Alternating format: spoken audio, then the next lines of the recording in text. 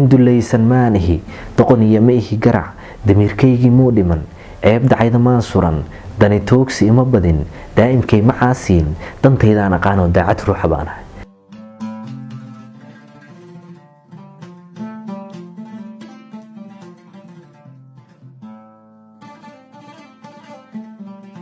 magacaygu waa Hanad Duraan Muuse magacaygu saddexan waaye neenaasteedana waa Cizo sidaas bay igu baxday Hanad Cizo dabcan shakhsiyadeyda waxaan yani ku sharixi karaa inaan ahay qof hal abuur ah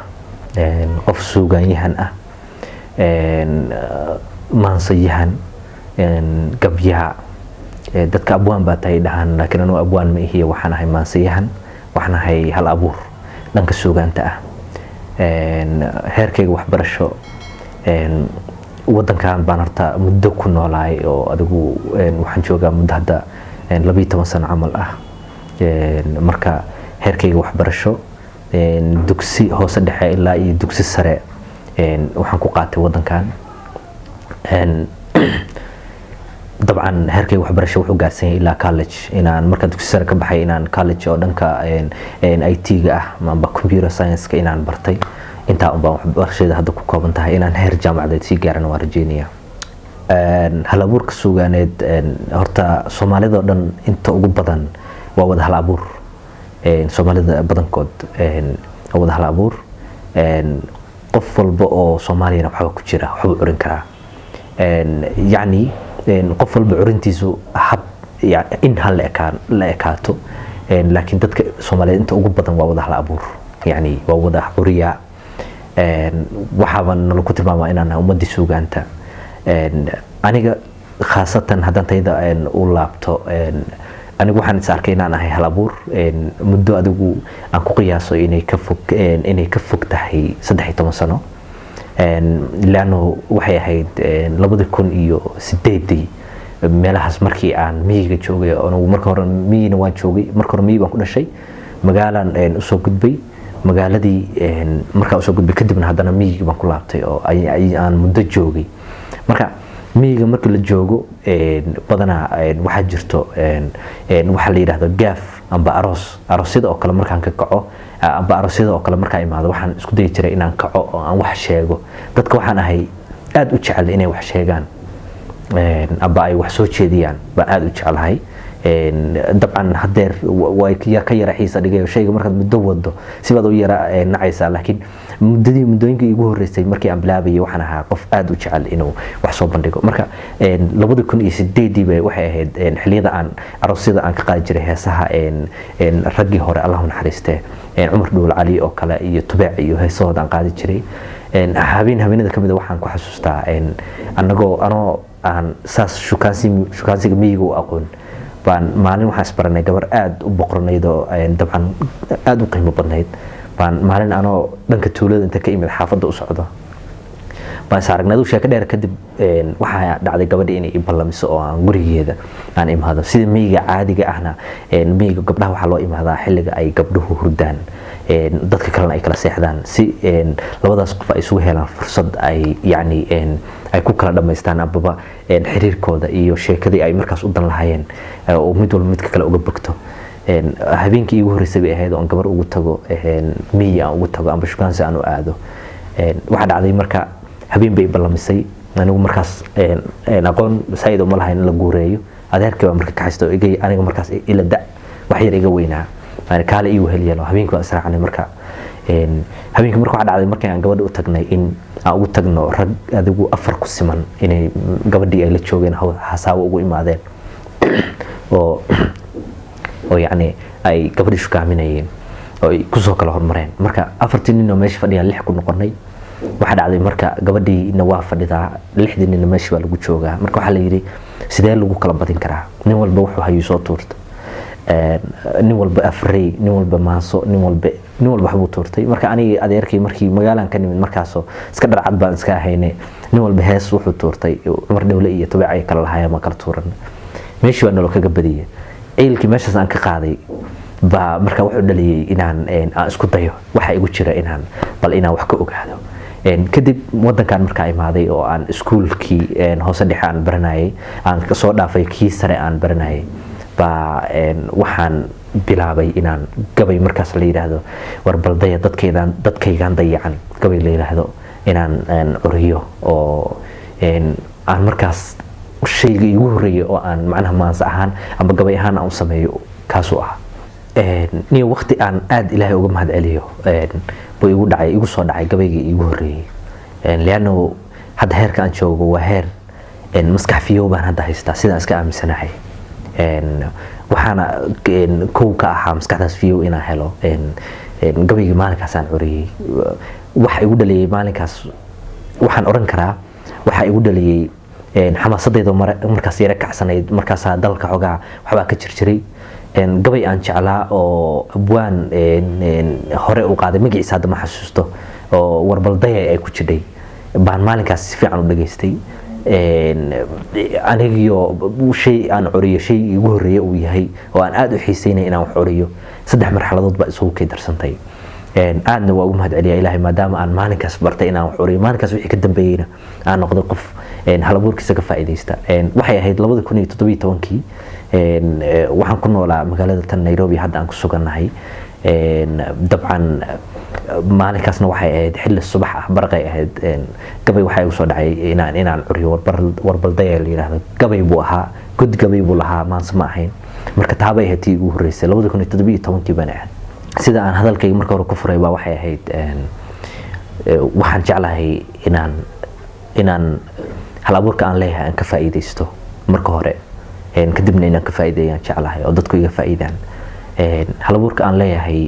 waxa waaye ma isaaminsan inaan hal abuur buuxa leeyahay oo aan saaid yani si wacan aan halka ugu sareysay aan joogo laakiin waxaan aaminsanahay in meel ilaahay looga mahad celiyo aan joogo anigu hal abuurka aan leeyahay oo aniga igu jira waxaan jeclahay inaan soo saaro marka aan soo saarayana badanaa 2 marxaladood baan inta igu badan wax ka sameeyaa waliba 3 marxaladood mid kale ay saddexaysa shay ifajac galiya markaas oo la yaab aan ula yaabo shay aan ka naxo oo aan si uga yaran naxo iyo shay aan markaas ku farxo amaba i qeyr galiya dareen igu abuura inta ugu badan aan wax ka sameeyo waxa waaye waa nolosha caadiga ibn aadan ku nool yihiin nolosha caadiga ibn aadan ku nool yihiin hadii la yiraahdo yani meel nolol ka adag tahay meel ugu adkaa hadaan runta ka sheego naftayda baan soo maray oo xilli waxaan soo maray aan magaalo waxaan ku soo noolaa aan qofna ii joogin hooyo iyo aabana aysan ii joogin aniguna markaas aan shaqayn jiray oo ku cusbaa qofna uu lacag ii soo diri jiray soo marka yani noloshii aan soo markaas soo maray hadii aan dib ugu laabto buug dhan bay noqonaysaa laakiin muhiimaddu waxay tahay nolol intay adag tahayna waa soo maray sidoo kalena wajiga fiican waan ka soo maraya nolol intay macaan tahay sidoo kalena waa soo arkay oo caafimaad baan nolosheeda ku soo arkay waxaan ku soo arkay inaan ahay qof muslim ah shanta waqti tukada oo islaam ah oo dabcan ilaahay subxaanahu wa ta'aala ku xiran sida aan aaminsanahay marka gabayadayda inta igu badan waxa igu dhaliya inaan sameeyo maadaama anigu nolol adag aan soo maray oo waqtiga ugu badan nolosheeda waa nolol adag aan soo maray waxay ku wada saabsan yihiin nolosha aan soo maray waxyaalaha aan ku arkay gabayadayda waxaan ka xasuusto waxa kamid ah gabayadayda waxaan ka xasuusto yani shaqooyinka yani marmar waxa dhacaysa aad shaqo weynayso oo shaqadii ay ku goynayso oo sida hadda wadamada inta ugu badan oo Soomaalidu hadda ku dhaqan tahay inta ugu badan ilmo adeer baa wax la isku siiyaa oo qofka lagu shaqaaleysiiyaa marka maadaama shaqooyinkaas waaweyn ay dhaceen oo yani ay sidaas ay halkaas noqdeen wajigaas ay yeesheen wajiga kale oo qofka u banaan baa wuxuu yahay inuu shaqooyinka kale ka soo bilaabo si uu shaqadaas u gaaro ilaahay subxaanahu wa ta'aala mar walba wuxuu garab galaa qofka inta wax bilaaba ilaahayna u tala saarta wixiina ku socda oo yani bedelku naftiisa meel xun geyn lahaa meel wanaagsan ku wada shaqadaas waa baalash baan ka sameeyay dareenka igu dhaliyana wuxuu ahaa maadaama aan haysan shaqo markaas weyn oo aan ka shaqeynaynin anigu caadi ahaan kama shaqeyn baalash oo yani wax xun ma arkay laga shaqeeyo oo anaaba dhiirigeliyay laakiin anigu waxay igu dhaliyay waxay ahayd shaqo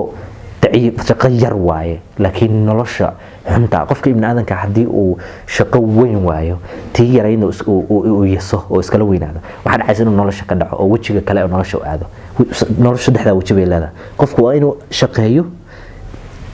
ama inuu shaqeeyo labada un bay waji bay leedahay shaqadii marka waxay tahay mid markaas aadan tacliinteeda lahayn amba aad awoodeeda lahayn iyo mid markaas aad awoodo qof kasta ka shaqeyn kara shaqada yarta sidoo kale dareemada aan wax ka sameeyo waxay tahay qofka waayeelka ah oo yani waayeelka ah kale waxbaan ka sameeyay isla shaqadan shaqo cagsigeeda ah waxbaan ka sameeyay oo dadku u badan yihiin hadaba shaqadan baalashka shaqada cagsigeeda ah waa daay markaan ku lahaa yani qofka noloshu ka dhacaa qofka noloshu marna uu ka dhacay darbi jiif buu sida ugu noqdaayo halka uu buu halaaba ama ilaahay si uu caawiyo nasri kale hawada looga soo diraa haduu ma shaqaystay yahay ama wajiga kale uu aadaa oo ah qofku inuu dadka bariyo waxa ilaahay subhanahu wa ta'ala ka digay waay qof kaste oo ibn aadan ah oo lixlaxaad hodana ilaahay siiyay inuu qof bariyo waa wax aad dhanka ilaahay subhanahu wa ta'ala uga adag uga xun shaqadaas nafteeda waxbaan ka sameeyay marka dareemada ugu badan oo aan shaqooyinka ka sameeyay ama hal abuurkay ka sameeyay waxay ku saabsan yihiin nolosha caadiga ah ee qofka uu maro taasna waxa ay bartay nolosha aniga soo maray aad baan mahadsantahay waa su'aal aad u wanaagsan oo jeclahay mar walba in la weydiiyo waxa ay ku dhaliyaa horta Soomaalidu dhowr marxaladood bay soo martay marxalad waxay soo martay ay wax dhageysato oo yani abwaan intuu gabay tiriyo laga dhageysto oo waliba gabaygaas oo sida xadiid ahaan oo kale ay Soomaalidu waliba marmarka qaar la dhihi jiray la oran karay way ugu dhaqmi jireen oo tusaale ahaan gabayga maanta hadii uu hadraawi ama sangub oo haduu waqtigoodii sheegaya yani haduu gabiyo waxa dhici jirtay maanta idaacada inuu wada qabsado oo meel walba wadanka uu qabsado oo hatta ay saameyn jirtay madaxda dalka hatta ay saameyn jirtay oo wadanka hatta marmar uu qatar u gali jiray hal gabay oo abwaan tiriyo dadku say macnaha u dhageysan jireen markaas baan ka hadlaya waxa sidoo kale soo maray xilli wax la qoro oo dadku yani oo tacliinto dadku ay wax qoraan oo ay buugaagta akhriyaan oo tusaale ahaan markii buug la qoro oo kale ay dadku akhristaan xilli waxa hadana la soo gaaray dadku ay daawasho iyo dhageysi u badan yihiin yani daawasho u badan yihiin dhageysi waa laga soo gudbay wax akhris iyo in wax la qoro baa la soo maray hadana waxa la maray qofku inuu wax daawado waliba waxa hadda loogu soo ururay qofku inuu wax yar oo 10 daqiiqo ka yar inuu qofku wax daawan karo anu halkan wax ku soo bandhigo waa TikTok oo aan ugu badanahay Facebookna waa ku soo bandhigaa bar Facebook baan leeyahay YouTube ka naftarkiisa kama marni Instagram ka iyo Snapchat kana dabcan waan soo wada dhigaa ayaga dhanna laakiin waxa aan jiro dhan waxaan soo laabanaya su'aashaada ahayd maxaa kugu dhaliyay inaad jisho laakiin waxa aan jiro dhan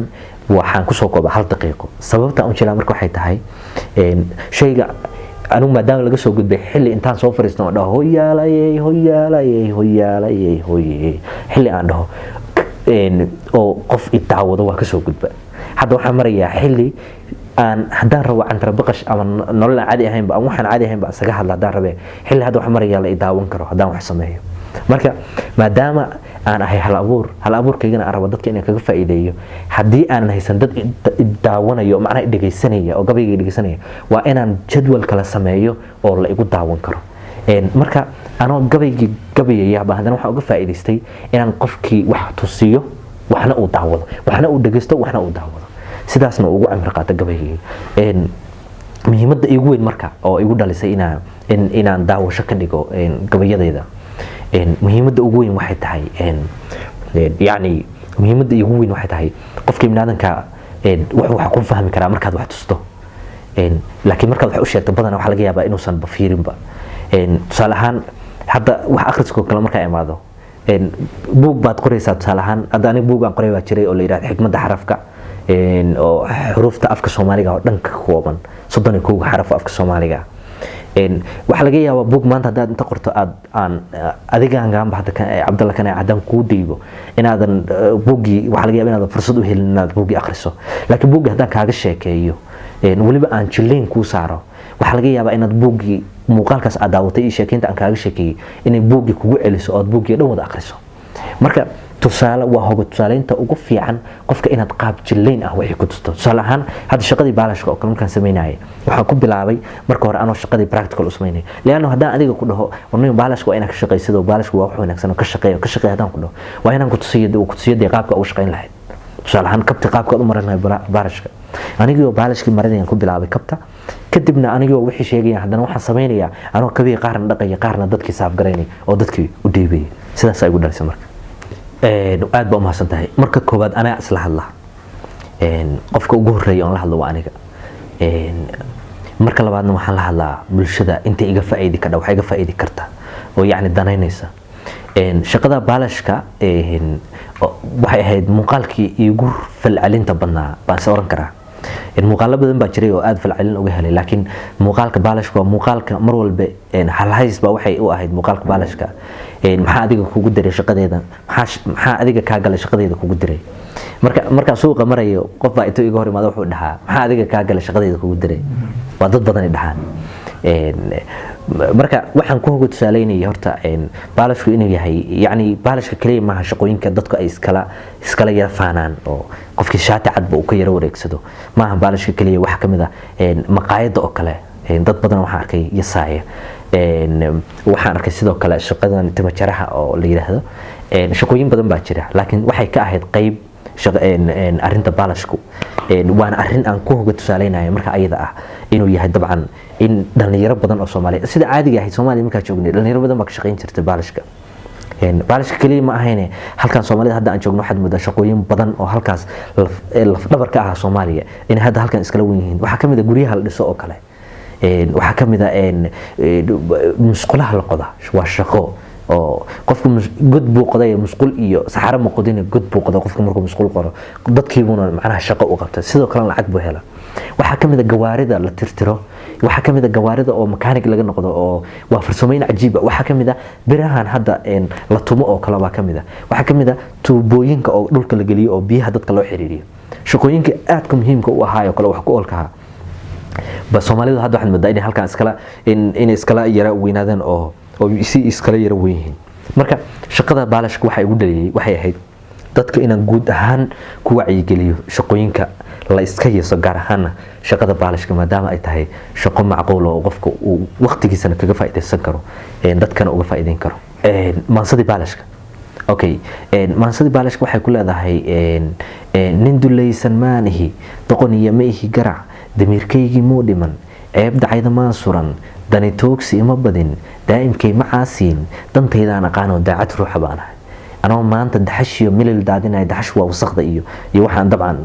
baalash ka socda anoo maanta daxashiyo milil daadinayo daal iyo rafaad maray bari baan dushaa sare daale iyo kuwadan meeg bari baan dalkaygana dib u gelin dhaqaaloon danyartayda saacidin maxaa adiga kaa galay shaqadayda kugu diray adoo tuuga soo maray jeebsiib ku dilay ruux khiyaamoo dad soo xaday dunidii lagaa nacay daa'imkaa ku caasiyey duuduubay hiigsiga hankaagiina duudsiyey miyaad aniga doqonnimo igu dirin qof liito shaqadeeda igu dirin yacni waxaan ka wadaa qofka shaqadaas baalashka ka shaqeeya waxaa loo yaqaanaa qof liita bay u yaqaanaan dadka intooda badan marka waxaan leeyahay adigoo dabcan lagaba yaaba inaad maanta taleefon aad nin ka jabsiibtay inaad ku yara inaad maanta magaalada isaga yara dhiciso intaad taleefon 100,000 intaad siibtay inaad 30,000 ama 10,000 aad ka bixiso dalkan lacagtiisaan sheegaya dabcan inaad ka bixiso miyaad aniga igu diraysaa shaqadeeda anigoo ka shaqaysta shaqo aan sharafteedana aan helo oo dabcan sumcadeeda leeyahay markaan halka marayna aan qof ka bariin qofna aan xadin adoo tuug ah miyaad igu dabcan qof tuuga ma jiro oo yacni markaas lama hadlayno anigu si toos u la hadlay ma jirin oo markaas anigu hadalkay ku waday laakiin dadka intooda badan waxa laga yaabaa ayagoo shaqadan yasaayo sida haddaay sheegay nolosha caadiga markay ka dhacaan inay noloshu ay ku hagto inay yacni wadada kale oo xun inay ka maraan marka halka sidaa baa igu dhalisay